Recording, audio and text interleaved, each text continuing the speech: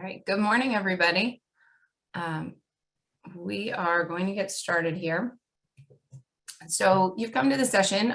This is conducting an instructional inventory. So this was a process that we used. We've used reflection a lot over the past few years, but this was a process we used last year with our teachers, and it seemed to be extremely well received and effective. And we're really hoping to expand what we've done with this. So my name is Stacy Kinnear-Kutz. I am an instructional technology specialist at Lehigh Career and Technical Institute. You will have access to this. So if after the fact you have any questions or concerns, you want to reach out and kind of touch base, please feel free.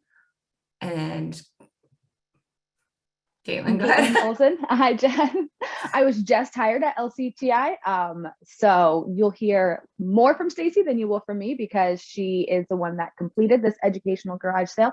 But it is time for me to get my feet wet into the presenting and the conference world. So I am the brand new instructional coach at LCTI, and you can also reach out to me if you need anything as well. Okay, so while we're here, we are talking about reflection. So one of the things that we are going to do throughout this presentation is we do have some interactive components. We have them built out in Jamboard. So if you're a Google Jamboard user, if you have your device set up in a way that this works, you can do it on your cell phone if you have that next to you. We have everything at this point QR code, so you can use your cell phone, or if you want to type in the bit.ly to get to it, you can do that as well. If you're sitting there going, Jamboard is not for me at all, you can feel free to drop your answers down into the chat so we can get some feedback. But we want to go through this process in a very real way with you. So we want to explain the kind of the back end of why we did what we did and how we did it. But we also want you to get a chance to participate in the process as well. So the first thing that we are throwing out to the participants is reflection is important, but what does reflection mean to you? So if you could, using one of those methods, head over to the Google Jamboard, and Caitlin's going to do a really quick tutorial for those of you who are not Google Jamboard users. And again, if you are not figuring it out, please don't stress, just throw something in the chat. That would be perfectly fine. So this is our Google Jamboard. Using Google Jamboard, you are able to add sticky notes. This is the little sticky note guy. You can just click and type on your sticky note. You can add a text box right here. You can write as if you are using a pen, and you can select things. I actually have mine set up so you can't select anything on here, and you can add your information.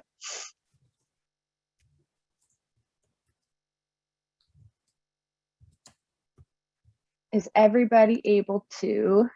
I'm throwing it into the chat right now. Stacy's going to put the link in the chat. Yes.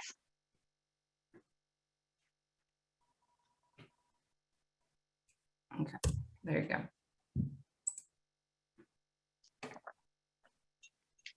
So if you just want to add a sticky note, what does reflection mean to you?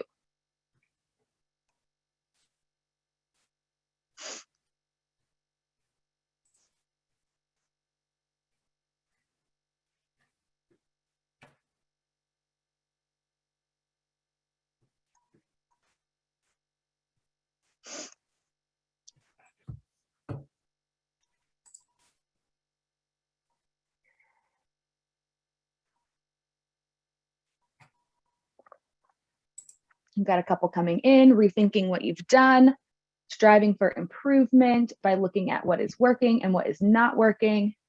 Important to then determine why something is not working. Oh, hold on. Everyone, let's try this. Sorry, guys. Right. Can you send the chat to everyone? Yep, got it. Yes, thank you. Looking back on your lesson to make improvements.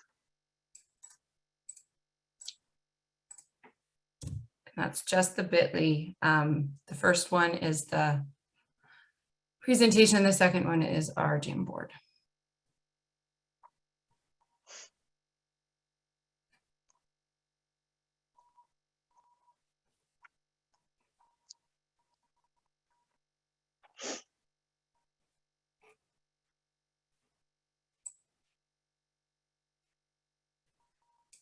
Okay, so I see a lot of good things coming in. I know people are still putting things in. So one of the things that I see, reviewing concepts, self-assess. I like the microscope analogy. Improving instruction. Obviously, the goal of a reflection is to improve that instruction somehow, some way. Whether it's improving what I'm doing, whether it's improving what I'm teaching, how I'm teaching it, how I'm assessing it. So I really like that. So I see a lot of improvement things. Excuse me. Thinking back on what needs, learning from my mistakes. We often talk at LCTI about, and you might as well, this idea of kind of failing forward. It's not a mistake as in the world is ending. It's a mistake as in what can we learn from this? So one of the things we found, and being a CTC, you're dealing with teachers a lot of times who aren't coming from necessarily, they're not starting their careers in education. And they get to this idea of reflection and it becomes this vague thing.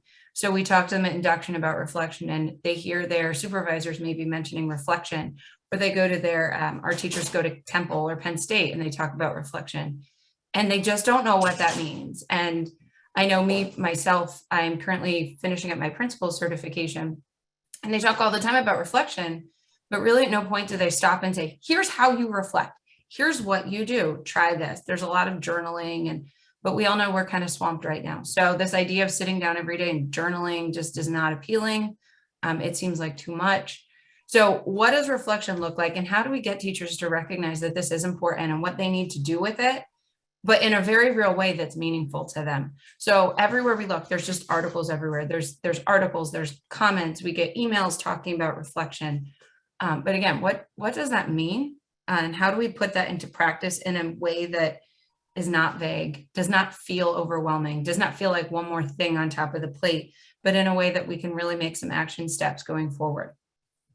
So what we decided to do at LCTI is we really took this idea, and I had read this article by Nancy Testa on an educational garage sale. And I just thought this was a really fantastic way to reflect on education in general, your teaching, but specifically in this pandemic mode that we were in. We had to switch everything, as did all of you. So we went from face-to-face instruction to this, suddenly everything shut down, panic virtual instruction, to planned virtual / hybrid / whatever that was instruction. And now what? Because we're going forward, and we said, we can't look at going forward and think we can just go back to where we were. That feels safe, but in the interim at LCTI, we have successfully launched a Schoology initiative. So all of our teachers and students are using Schoology. We have added tools such as Newsela, Edpuzzle, Jamboard, for example, many tools that these teachers may have been nervous about using in the past, but started using them over the virtual instruction. We built out a lot more digital resources in all of the labs. So what does that look like? Teachers started doing things like their time cards within their virtual setting. So we wanted to take what we did and what we did well and look forward, and now what? Let's not just go back, but now what do we do? So we built from this idea, and we proposed this to the directors, and we said, here's what we're thinking. And we presented them with a proposal and then a schedule that just explained what we were going to do with our teachers. So what we did with the teachers is we reached out to them and we gave them this, we explained it all in an email, but this is what they got just as a general schedule. So they knew what they were committing to. And then we said, we had them sign up. And in our case, and I know a lot of schools are in the same boat, we just do not have enough in-service days for everything we want to do. So we were lucky in that our administration supported this being an after-school endeavor. We did 2 one-hour sessions, and honestly, in retrospect, we could have done many more sessions or longer sessions, because in both cases, we ended up really running out of time, and the teachers were still heavily engaged in conversation, and time was up. So I think in retrospect, we could have built this out longer, but we weren't really sure. So we did 2 one-hour sessions. Each session required something in advance to prep. So when you got there, you were able to participate actively. And then they had to sign up and commit to coming to both sessions. And it was important that they were at both sessions, if at all possible, because it really built on each other. So that would be the first step. So how we did this, once they said this was good and we had some teachers signing up, we worked into their first pre-activity. So their first pre-activity was very simple. It wasn't a whole lot, but we sent them to Google Slides, and there are, as you go through this, there are different places where you will find the resources that we used in the slideshow. So you'll be able to go to all of the things that we give out to our teachers that you can feel free to tweak. I'm not going to say they're the prettiest. Maybe you could do better, but they give you the basic idea. So the first thing they had to do in advance was very simple. They had to look back on their educational year, and they had to pick their worst thing and their best thing. And we were very clear this didn't have to be anything in particular. So it didn't have to be a lesson or one activity. It could very much be a practice. So maybe you really, really loved having Wednesday check-ins via Zoom for all of your levels, for all of your students. Maybe you like that. Maybe you loved the way it streamlined your teaching and learning because you were able to have students do extra NOCTI practice questions every day, like a NOCTI question of the day, but you didn't have to self-grade those all the time. Maybe that's what you really loved. So it didn't have to be one specific activity or one specific thing. The other thing we did though, and we deliberately talked about this one first, but the other thing we did was we had them pick their worst thing, their thing that they look back and they're like, listen, I never want to see this again. I don't ever want to do it. It was a failure. It made me miserable. I'm hoping going forward, I never, ever have to see this again. So what we would like if you could do, we also set up our trash can and our stars in our Jamboard session. So kind of the same thing. And this is not role specific. You don't have to be a teacher. We probably have people in here. Some are classroom teachers, some are instructional coaches, instructional specialists, supervisors in your role, whatever that is, because we modeled it from our roles. What would you say? I want to get rid of it. I don't ever want to see it again. It was awful. It did not work. I don't want to see it again. So this is your trash can. So if you could create your virtual sticky note, or again, if you want to throw it in the chat, that's perfectly fine as well. Yes, if you go back to the Jamboard and go to the second slide, we have our things that we are throwing into that dumpster fire. And for me, I taught 7th grade English all through pandemic last year. Mine was long videos because they just didn't engage my kids. They weren't watching them. They were putting them on and then playing Minecraft. They were putting them on and playing Switch with their friends. And so that is one that I just stopped using very, very, very quickly. We've got some popping in virtual attendance. Students not having their camera on. COVID in general, absolutely. Mm-hmm. Oh, long faculty meetings.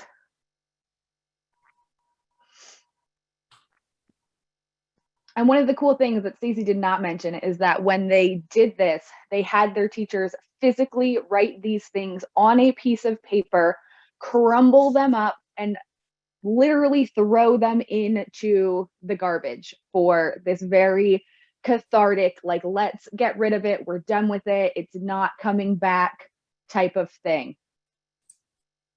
Oh, I feel this one. Live in a rural area and the internet is really bad. Yes, my previous school was a very rural area and you have no idea what those kids are doing, whether they're connected or not. I feel this one in the chat. Cameron with siblings and parents screaming in the background. I wasn't necessarily teaching the classes, but doing professional development meetings.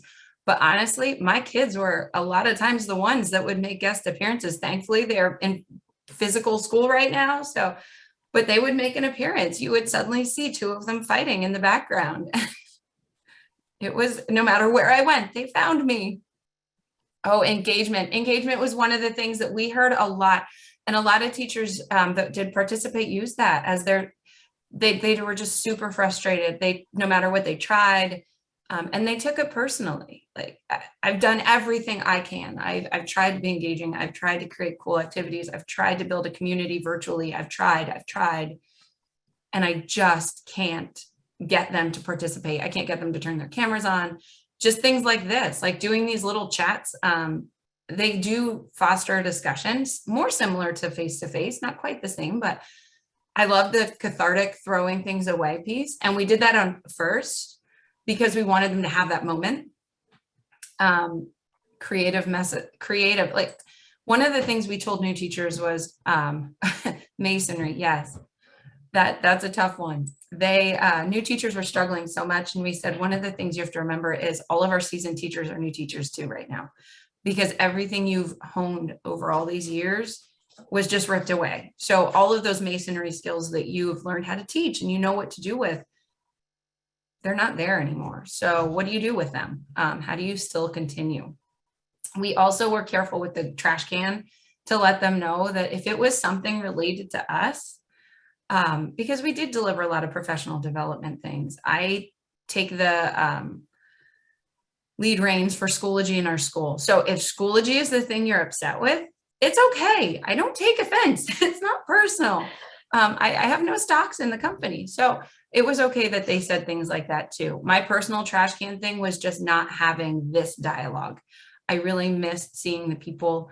We were asked to not go about the building as much as we had in the past, just because there's kids in and out. And so we were trying to do as much virtual as we could. And I really missed being in the classrooms more than I was and seeing the teachers. So that was my trash can. I wanted to get back to being able to walk down and support a teacher in a different way. So the next thing we had was a star. This was like the best thing. So the thing that you look at and you say, maybe I worked on it, or maybe I tried it. It just worked really well. And it could be, again, a lesson, a classroom management practice, maybe just a success you had with a student that was that kid who never had their camera on. So it doesn't have to be any one specific thing. My success that I presented to them was we actually were able to build out asynchronous professional development, which was something, GoPros. That was something that we had kind of tossed around. We had heard of other schools attempting it, and knowing how few professional development classes or professional development days we had, we wanted to be able to get the information into the hands of the teachers when they wanted it and needed it. So we went to asynchronous PD, and it worked fairly well. The teachers were very receptive. The administration was supportive. So that was our star. We liked that very much.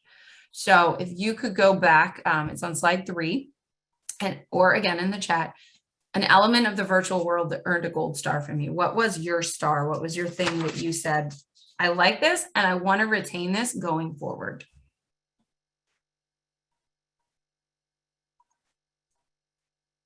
Yes. Ooh, using technology to reduce mundane tasks. Yes. Oh, we've got another online professional development. And honestly, the online professional development that Stacy developed is fantastic, because I, as a new instructional coach, like, this is going to live forever. I got in, and day 1, day 2, day 3, when people didn't know me, they're just getting used to their classrooms, I was able to go through this professional development that they had created last year. And I now know exactly what they know. I know where to direct them if they have questions. And we just had a new teacher start Monday and Tuesday, and we were able to put her into all of these asynchronous PD sessions so she can get caught up and know exactly what we're doing in our school. Yes, and I see the sharing. So much sharing coming out of this. I see Jamboard, I see Gimkit, I see Nearpod. One thing that I hated that we had to roll technology out as quickly as we did. I felt like we were shoveling it down the throats of our poor teachers who had so much on their plates. But there were a few people in the successes say that had we not had to, we probably wouldn't have. And now that we've had to use these tools, and I saw somebody talking about using the tools to just make engagement different, to change it up a little bit. They love them and they want to stick with them now going forward. They want to leverage those tools. So sometimes being forced to try something new feels kind of scary and frustrating, but it worked out. Yeah, and a great one that popped up is like the forcing districts to go to one-to-one. That's fantastic. Things that, like they were rolling it out slowly, but it's time to go. We got to do it now. Oh, Paul, everyone helped each other use and learn the technology. I can't say enough about our teachers, and I know I think that is nationwide, worldwide, but there was no way. We have a large school, and there was an instructional coach and instructional tech specialist, and there was just no way we could be there for everyone when they needed, because many of our teachers were building content late at night. And the fact that the way the teachers were able to support each other, and in this process, that was part of how we built it up. But the way they could support each other and help each other to figure this stuff out was just amazing. And being able to connect teachers, like say a masonry teacher, the carpentry teacher, who may have a similar hands-on content, to see how did you do it? Because I don't know, it's very different than English. So I could give them best practices and what I see, but being able to say, listen, I saw this carpentry teacher do some really good things. I would, how about you reach out to him, or here's some things he did. A lot of teachers gave me permission to use examples from their courses to help other teachers really figure out what they were supposed to do and what worked well. So I can't say enough about how the teachers supported each other through all of this. Flipgrid was another one. We had a couple of teachers that loved that. Web-based certifications and credentials. There were so many cool things. So when we did this, one of the reasons we had them share those stars, and we, like with the garbage can thing, they did share it so they could all kind of go, yep, me too, me too. But they threw them away. The stars, we actually had them fill out and we hung up. And this was one, because we really wanted to celebrate those moments, but two, because we wanted to build content experts within our team, not just myself, not just, it was Kelly at the time, not just us. We wanted this to be a team effort, just like Paul had said. We wanted people to support each other. So for example, this is one of our courses, and one of the things he presented as a star was he had used Schoology, and he built out this syllabus, this visual syllabus for his students. And one thing he found was his students would get stuck trying to figure out, where do I go today? What do I do? Is this the current Zoom link? And he wanted to streamline it as much as he could. So he tried a lot of different things.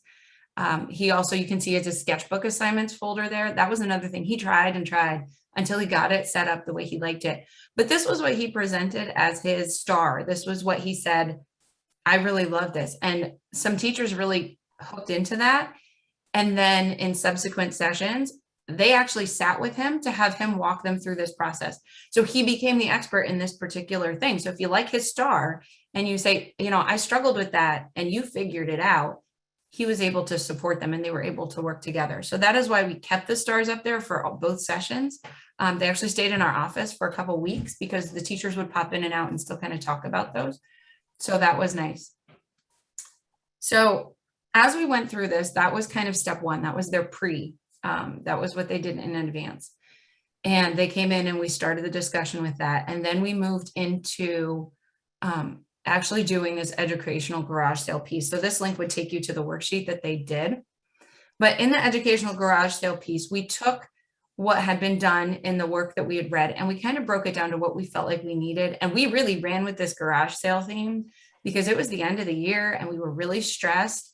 And we were probably about 5 minutes away from walking down to the auto wing and borrowing some uniforms and walking in dressed like an auto student because we were all in on this theme. But we had a long year. We were very stressed. All of us were stressed. And we felt like, you know what, if we're going to be corny, we're going corny. So if you see a lot of car references, that's why.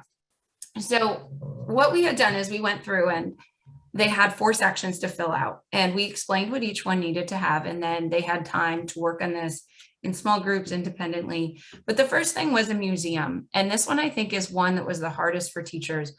But these are items that served you well, but now need to be retired. So we had a good thing going pre-COVID. I had my system set up. I had my time card set up. I had my presentations, my lesson activities. All of these things were ready to go. And I was rolling on autopilot, with making tweaks and adjustments and modifying. But now that I've gone through all of this and I've seen our students change and I've changed and our programs have changed, what do I do? So some of the things that people did put in this museum were things like the NOCTI test, or I saw someone talk about the mundane grading. If I'm giving a multiple choice test, if I leverage a tool like Google, Time cards. That's a great question. So I've seen this done a lot of different ways at different schools because I've visited a few. A lot of our teachers call them time cards. They are more of like a employability self-grade thing for students to do. So it's a lot of our teachers, and they all do it very differently, but a lot of our teachers once a week have the students kind of reflect on their week. Maybe what tasks did I do? Or they have maybe different jobs in the lab. So what job did I do this week? What did I complete this week? What do I still need to complete for next week? Some of them will have them check their grade, and they will report on their grade just to help them get responsible for that and to create that kind of responsibility within the student to monitor things like that. So it's a vague term that's often used at LCTI, but like I've seen it at other schools called different things. So that would be the time card. That's why I referenced that. Good question. But these are some of the things that teachers put in here. Like I'm giving a multiple choice question test. I may as well stick it in here and let it grade it for me, and I don't have to. Or collaborative things. A lot of them really started using things like Google Slides to be collaborative and allow students to work together. So the museum was tricky because these are things you really loved and you used to do, but you have to recognize maybe now's the time to let that go. So that would be what they needed to do in the museum. Dependable and reliable are things that worked, and I'm keeping them. I figured out how to do it. I liked it, and I'm keeping them. And some people did put things in here that were not virtual. So going forward to this year, they said, this does not work virtually, and I want to keep it on paper.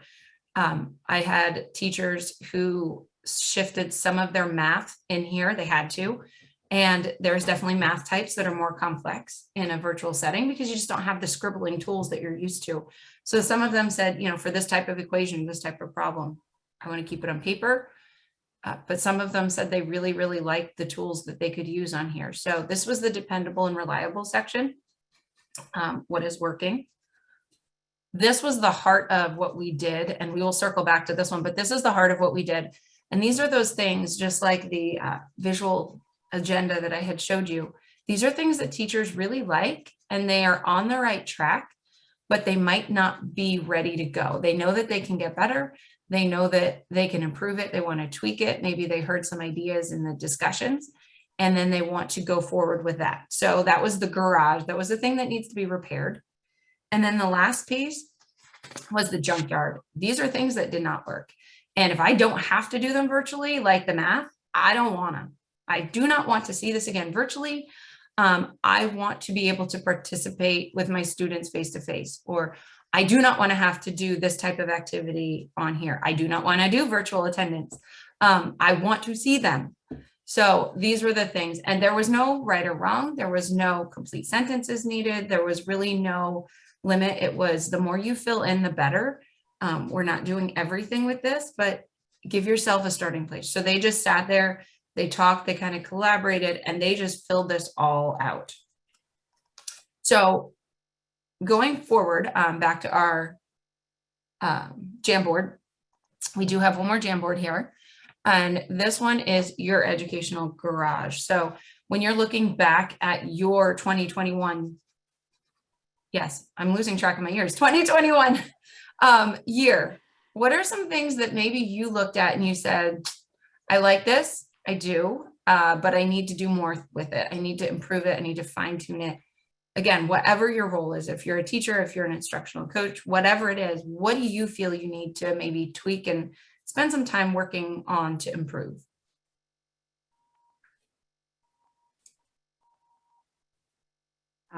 And one Jamboard tip, I started using Jamboard last year. Jamboard was my oh my gosh, I really, really, really like this. But I don't know if I'm using it as effectively as I possibly can. And one of the things that my kids would say is I would go to the next slide and I had kids still trying to get into it. So one of the things I started to do was putting the QR code. If you notice, the QR code is at the bottom of each Jamboard.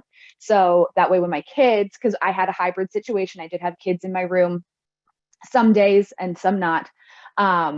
So they could scan it with their phone and participate no matter what slide we were on. And if someone was coming back from the nurse or back from the office or back from the bathroom. So I really wanted to make sure that my slides were interactive on every single slide so that the kids could get in easily accessible no matter what.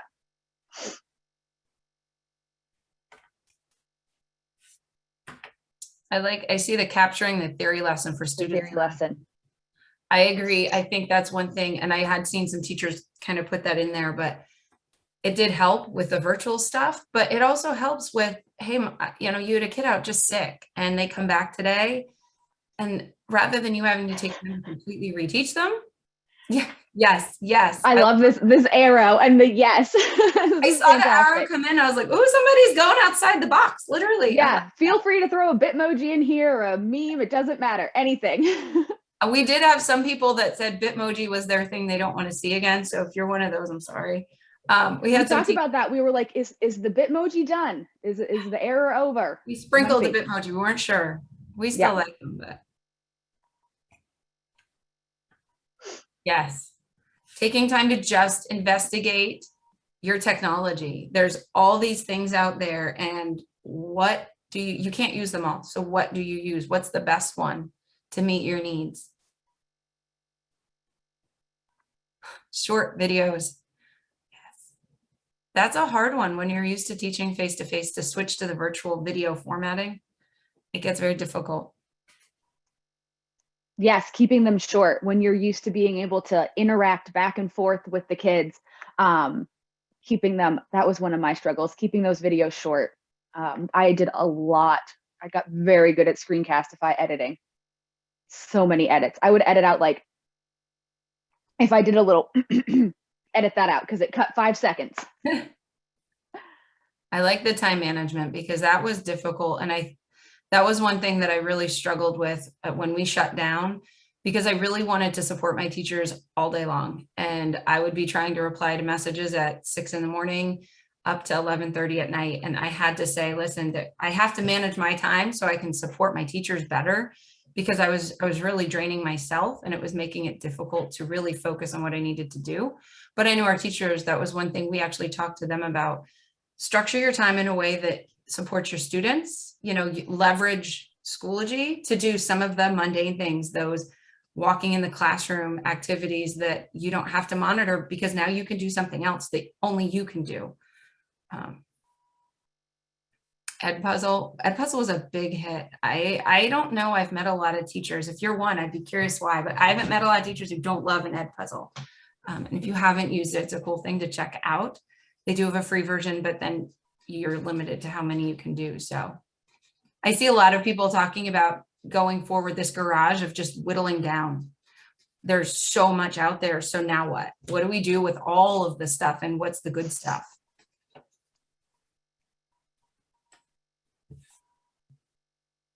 Techsperts. I like that. Techsperts. Coaches helping with technology. Yeah, I think that teachers having support was huge, whether it was someone who was originally identified like myself, that was my job. But then, you know, other schools, I've seen people that just kind of picked up that role and ran with it because someone needed to. Yep, like Caitlin. That's what she did. Yeah.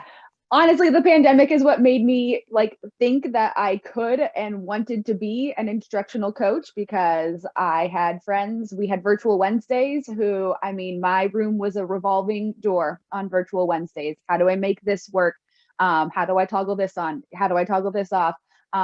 Did you try this yet? Did it work? All of those things, which is one of someone had said in the Gold Star, that just cooperative learning and the way teachers pulled together.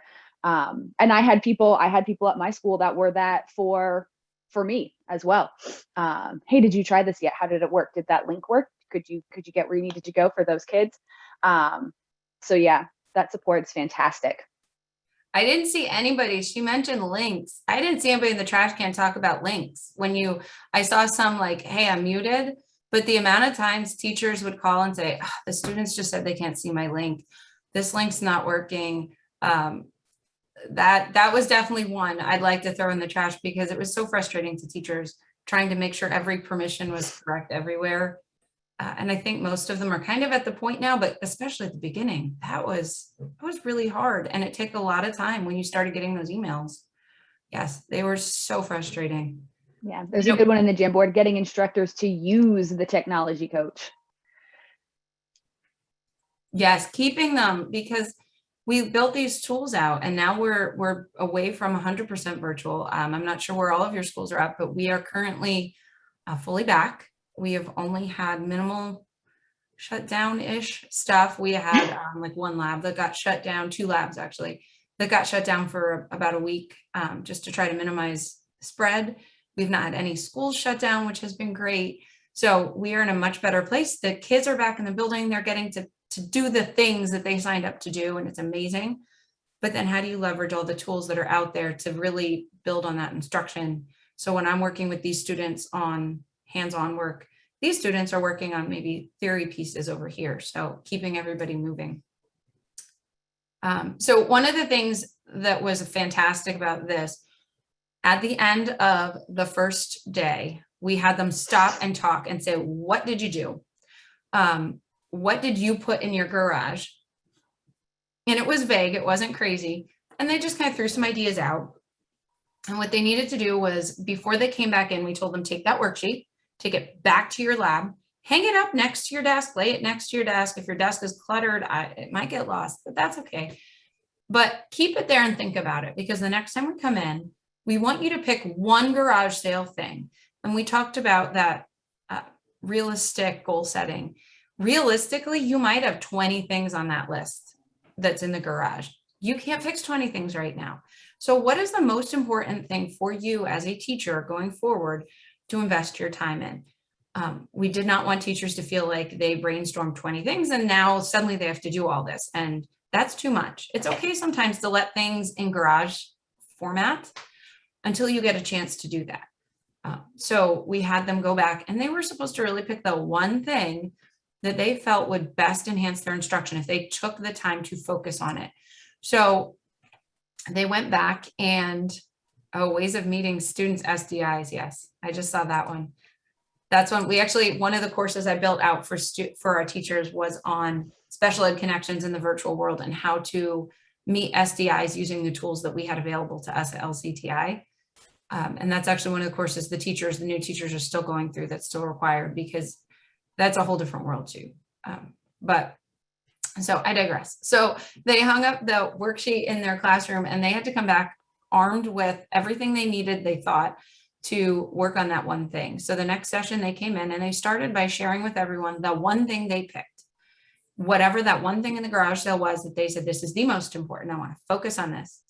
And they shared that with the group. And that wasn't necessarily trying to rat them out, but what started happening was all those connections. So now we start seeing the connections between the gold stars and the garage sale items. So I want to fix this.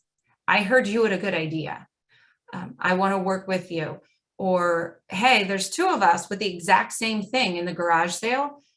Let's get together. So we had a couple of teachers who wanted to more heavily leverage online textbooks. They were basically using them as a reference, like go here, but they knew there was so much more. They just had never had time to really dive into that.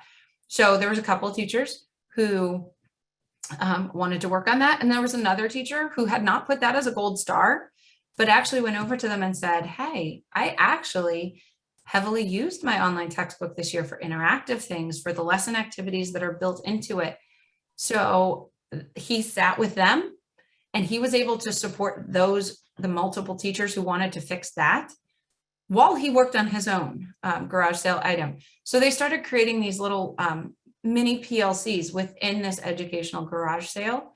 And they got to talk and they got to spend just time working on that. And I think time is the thing that none of us have. So to be able to have an hour that you're like, this is dedicated to you to work. And the instructional coach and I were there, we circled, we supported, we took notes, we asked questions, but we didn't take over. We provided guidance, we provided resources, but we let them work. We let them work with each other. We let them work by themselves. And then at the end, we had them kind of reflect a bit. So this is what they got at the end. Again, we ran with this theme really hard. We were really excited because sometimes you just have to. So we decided we were going to do a car service invoice, and this is how we wrapped it up. And they were not ready to wrap up. They were really still up to their elbows in working and discussing. And I felt really bad having to cut them off. But we gave them this and we asked them to fill this out. So their big things that they had to fill out were the things underlined. So customer name, so that would be your teacher's name. Description of the problem. So what was the thing that you were trying to fix? Status update, is it finished and ready to go? Is it still work in progress? Or do we need an outside consult? And then notes on the repair. So what we use this for, not only just kind of a wrap up to make sure we pulled the pieces together, but we took these then and we started going over them. And, if they need an outside consult, they're asking for help and looking at the problem. That might be me. That might be the instructional coach. That might be something totally different. If they're still struggling with an online textbook company, maybe it's the company. Maybe we need to do more training with that company to get them back in and make sure that they have access to the training they need to use that resource. So maybe that's the outside consult. But this gave us a way to communicate, because there has to be that teacher voice within what's happening. And sometimes teachers don't reach out. I saw people talking about using the coaches and really knowing how to use those coaches and how to use the supports, whether you call them coaches or not, within your school. Sometimes people struggle to ask. So this was a very non-threatening way to say, hey, I need more help.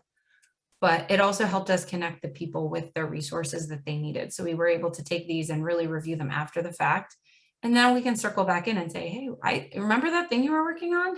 Where are you? How's it working? Did you come up with something? Can you share it with me? I'd love to see your progress. So it really helped open the dialogue, but it gave them some voice too going forward. If a couple of them are in the same boat, maybe we do need more training on something that we thought we were good on. But so this is how we wrapped it up. And because they did it at the end of the year, Oh. When I started, Stacy gave me these to review at the very beginning of the year, and I was able to flip through them. And if I considered myself a gold star in any of them, there was a woman who had put Jamboard on there, and I was able to reach out to her and see if she had made the connections that she needed to make with Jamboard, if she needed more help with that, if she wanted me to go through anything with her. So it was also really great for my transition as well. Absolutely. It's opening those communication doors across the school, whether it's with a coach or not, really being able to listen to what teachers need and listen to what they want, and then being able to support them where they're at, I think is a huge piece that needs to be done. And this, while it looks kind of silly in its invoice format, that's what it was trying to do. And I think it really did do that. We did get really good feedback from this activity. Our hope is that we can do it again, either as a after school PD, same format, where they come in for an hour and we do the same basic thing, or tying it into an in-service at some point where teachers can do this. We've also used this with our new teacher induction group. So at the end of the year, our new teachers and our mentors get together. And one of the things we do in the end is we share out with each other. And we have mentors share, we have teachers share. And it's a really great way to open dialogue, but using a format like this helps guide a mentor and a mentee maybe through the process of, again, we reflect on the year. Well, what does that mean? I don't know. We talked about how'd your year go? Great. And we moved on. What does it truly mean to make a reflection meaningful and to make it flip to action? So that was our process. I'm trying to see what time it is, about 10 minutes. So we wanted to open it up to questions, thoughts, comments. If you've done something like this in your school, what kind of success have you had, or what kind of struggles have you had? So we will open it up. There's one in the Q&A. Can you explain the role of an instructional coach and what the requirements are for this role? So that's so broad.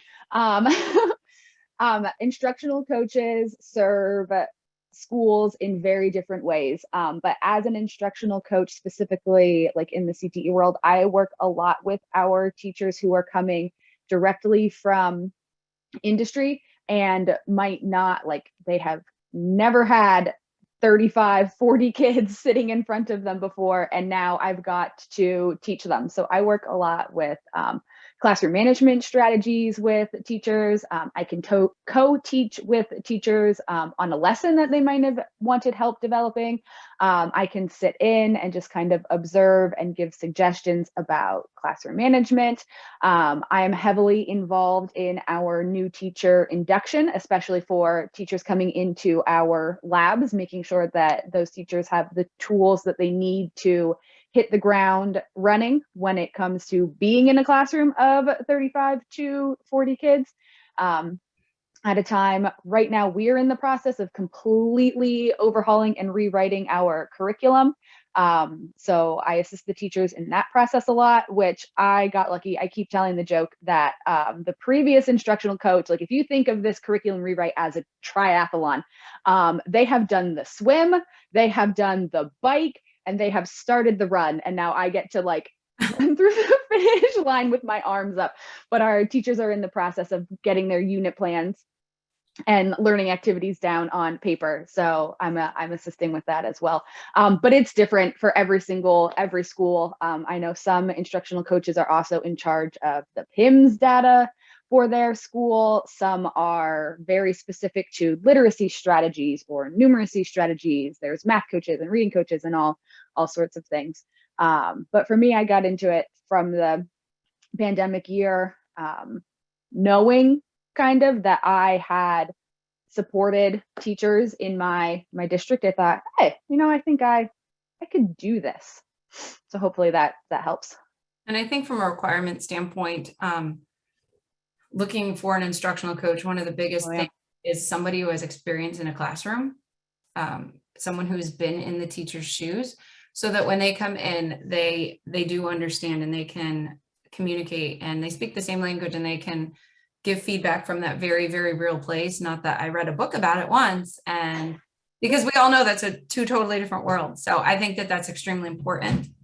From an instructional tech specialist, there is a state certification for instructional technology specialists, but I do know there's technology coaches that do not run with the certification piece. They're considered tech coaches, or they might be like considered an instructional coach, but they do a lot of technology support as well. I think everybody had to kind of switch to that mode. So yeah, I don't have a specific certification. So I have multiple certifications. I am family and consumer science certified. I am ELA certified, and I have my gifted endorsement. And so all of those pieces kind of came together for me, knowing about like a special education background a little bit, knowing some of the like engineering process that goes into family and consumer science, the literacy strategies that just kind of made me this little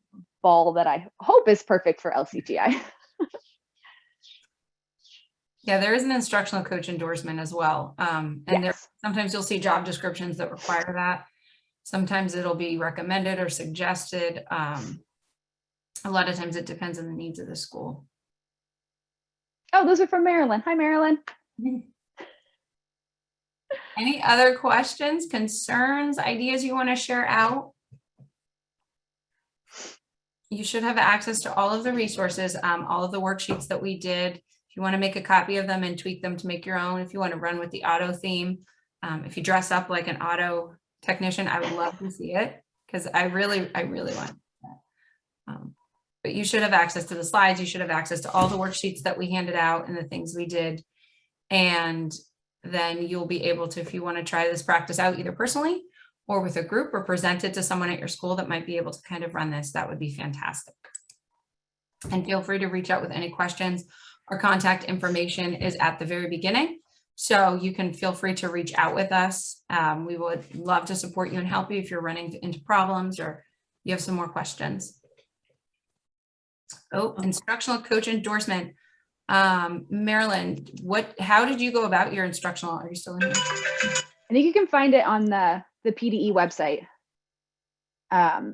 Marilyn has a link to it that I also have, because I was in a session of Marilyn's just the other week. But Marilyn, I just allowed you to talk, I believe, if you want to do that. If you want to talk. If you want to talk, you don't have to. Don't feel you must. Yeah, I think if you go to the PDE website, there's a link and it will talk you through what you need to do. I don't have it off the top of my head. Yeah, which I know that I have that link. So if you shoot me an email, I can get that link to you. Fantastic.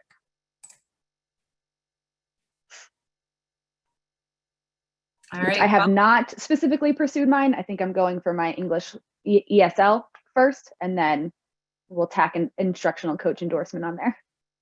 You're going to be like me soon. You're going to just keep going to school. Yeah. Just keep going. Just keep going. As long as you stay Energizer in Bunny. the habit of going to school, you can go to school forever. That's what I keep telling myself. All right. Well, if there are no more questions, again, reach out to us if you come up with any after the fact. Thank you very much for joining us today at Integrated Learning, and hopefully we will see you around.